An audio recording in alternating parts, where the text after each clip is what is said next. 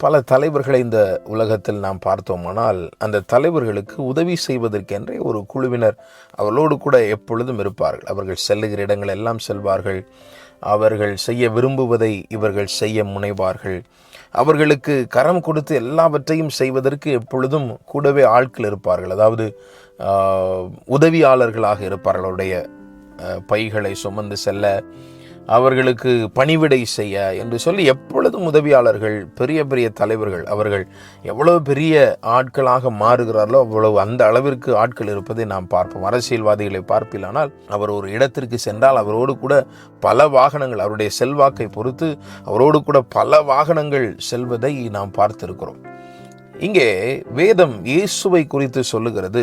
Mark 10:45 மனுஷகுமாரனும் ஊழியம் கொள்ளும்படி வராமல் ஊழியம் செய்யவும் அநேகரை மீட்கும் பொருளாக தம்முடைய ஜீவனை கொடுக்கவும் வந்தார். இயேசு கிறிஸ்து இந்த பூமிக்கு வந்ததுக்கு காரணம், தனக்கு கீழே ஒரு ஜனங்களை உருவாக்கி அந்த ஜனங்கள் தனக்கு வேலை செய்யணும், தான் நினைக்கிறத செய்யணும், அல்லது தனக்காக இந்த உலகத்தின் மனிதர்களைப் போல அவர்கள் தன்னுடையதை சுமந்து கொண்டு வர வேண்டும் என்பதற்காக அவர் வரவில்லை.